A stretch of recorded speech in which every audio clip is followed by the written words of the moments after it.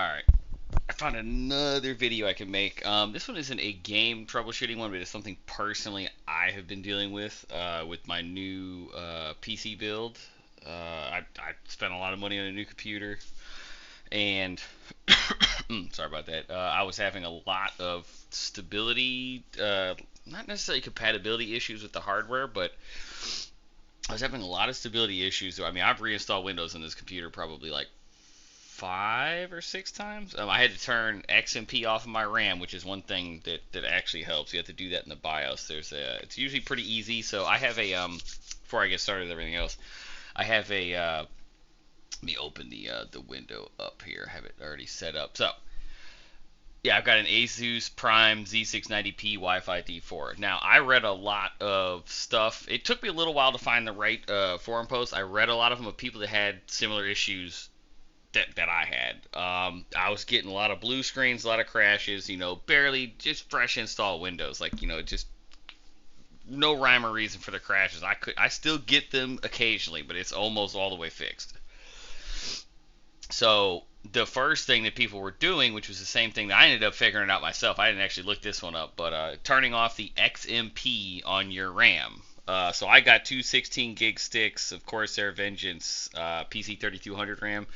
So XMP is a thing that it's like an overclocking profile. So when you buy the RAM, it's like PC 3200 is like the megahertz speed of the RAM is 3200. So if you turn that off, it'll be the normal like factory kind of speed is, I think it's like 2133 megahertz should be. And I wish I was better at. I'm new on YouTube, so I don't know how to get. I've seen other people do later stuff.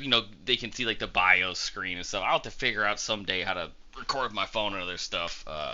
Yeah, I'm just super new to doing this, but I can show you most of the stuff through and explain the other stuff that you have to do. But the first thing you do want to do is get on ASUS's website. And there actually was a person on the forum post that I was reading that they actually had an MSI board, and it wasn't an ASUS board, but it was the Z690P chipset. So I think that's what's causing the issues. So what you want to do is, yeah, so you get whatever, you can probably go to MSI's website too if you have one of those and are having the same issue. But what you want to do is you want to update your BIOS. I have done it, I think, 2 different times on mine. So I can show you when I first bought my motherboard, and it might be hard to read on this screen. I'll try and read it the best I can. When I first bought my motherboard, it had the 1008 BIOS. That was just the BIOS version that my motherboard came with.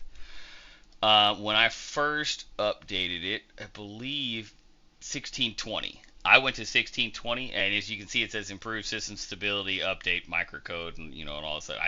I don't know most of the shit they update in there, but the one before it says improved system stability. See, it says the other one's down there, so they know there's stability issues is what it sounds like. So I did that one. I was still having issues even with 1620, but as you can see, they've been putting out BIOS updates once a month, and I'm gonna keep updating my BIOS. I mean, right now it's doing good. If I don't run into too many problems, I'm on 2404. Just came out 420 of this year. So, and this one, like some of the other ones, well, I did it for this one just because the 2212 said it. Before BIOS update, please download Intel ME update tool from ASUS support site and update ME firmware version. And it's got the 16 point. It's got the version number to ensure optimized system settings. So I did that before I did this one. So basically, and it's on the same website, so you can get it all there. So what you want to do is go to drivers and tools to get the first piece. I selected Windows 11 because that's the OS I'm using. Should be under the chipset tab. They have it organized weirder in this one. MSI's page might be a little better. It'll be under the chipset. You got to do see all downloads. And that's why I don't like this. They don't have it separated that good.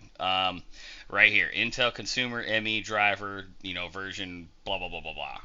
And it works for Windows 10 and Windows 11, so doesn't matter which one you have to get a separate one. So you would download that. And I have a folder. I'll show it to you in a second. I have a folder at least where I was keeping my drivers. But okay, so there's the driver.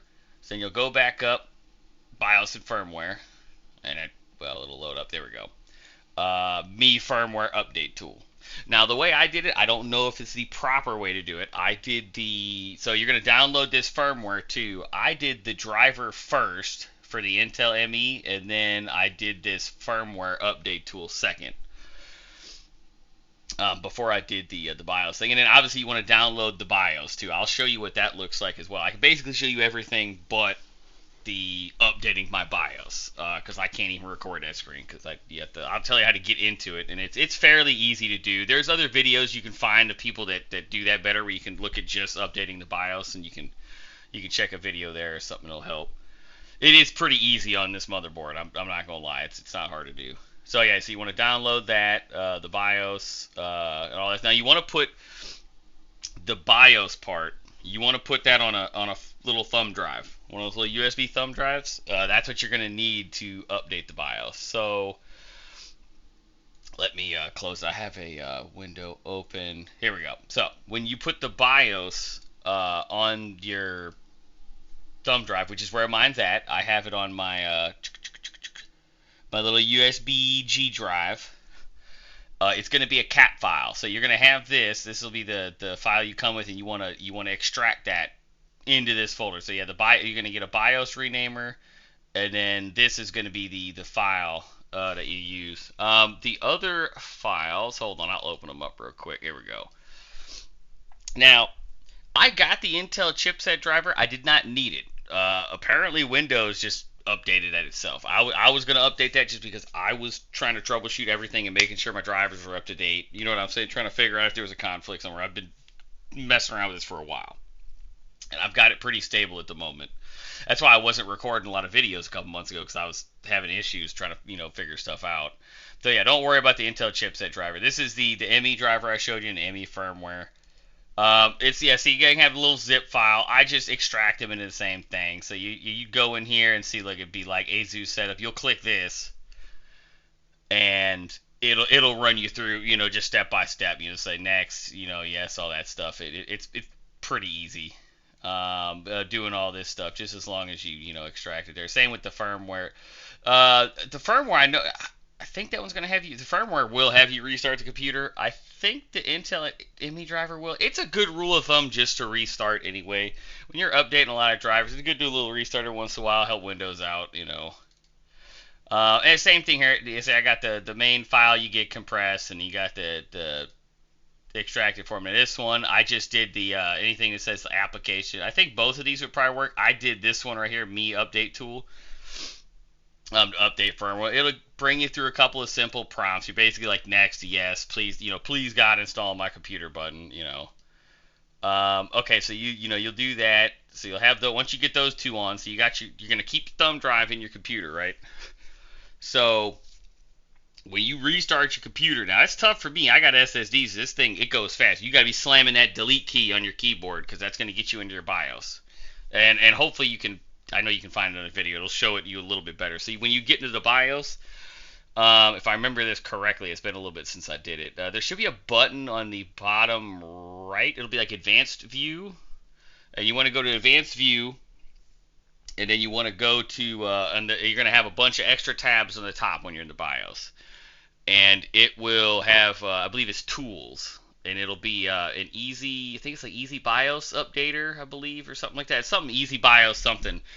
And basically, it's pretty nice. So you click on that, and then you'll find your USB drive. It'll have a bunch of different volumes, like hard drives. It'll show you other hard drives. It's not labeled very well, but it was nice because you can click on it and then see what's in it. And you can clearly see, once you get on the thumb drive, you will see this. It will be named Prime Z690-P Wi-Fi D4 ASUS, and it'll be a cat file. It'll say the type of file on it. You just want to click on that one.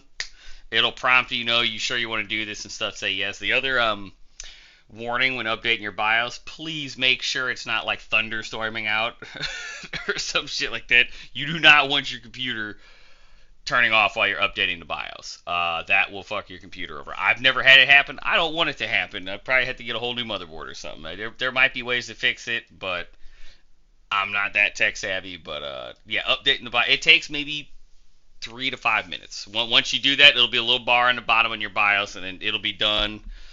It kind of scares you. There's this weird screen that pops up when you first start Windows, and then you have to hit F1. It'll give you some information. That means you did it right. It looks kind of scary because you've probably never seen the screen before. Yeah, you hit F1, and Windows will start up and all that stuff. What was I gonna say? There was something else. Yeah, so that's updating the BIOS. There was another. It's good to get on here anyway and just update. There's some other tools that can auto update some of this stuff, but a lot, not everything, but if some of these things will help. I mean, you can do all of them you really want. I don't think it's all for your motherboard, so you can just go through their website and try and fix that stuff. My computer's fairly stable. I haven't had very many crashes. I've had like one or two, but like the one blue screen I got was from Call of Duty Modern Warfare 2, and that game is inherently very unstable. So I'm not gonna knock this BIOS update on that game crashing because it's got enough problems as is.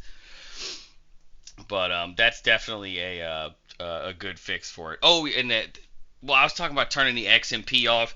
That was the other thing. I'm sorry, I forgot about that. I was talking about in the beginning of the video.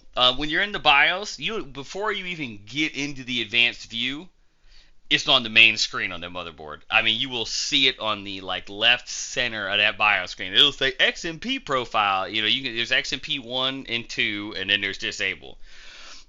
I was able to get away with my computer getting it pretty stable most of the time just by turning the XMP off. It caused so many stability issues, and I haven't even tried to. Eventually, I'll do another update.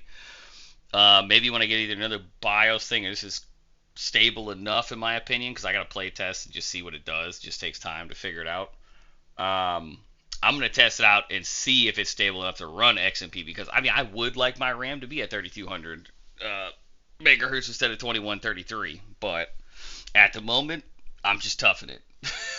You know what I'm saying? Just trying to get my gaming on. But hopefully this video helps out somebody else with the Z690 chipset. It is frustrating as hell. I mean, I spent like $3,000 something on my computer when I had it built. And I got it put together and all that stuff. So I felt like I was wasting money. And so, and if it helps somebody, get better use out of the computer, I really hope it can help somebody out. And I didn't see too many videos concerning this, so I'm hoping this helps, another PC gamer like myself out, and getting their computer to a point to where they can actually use it and play games and not be worried it's going to crash every, 30 minutes or something like that. But all right, guys, I'll let you go. I'll try to get this one on as fast as I can on the old YouTubes.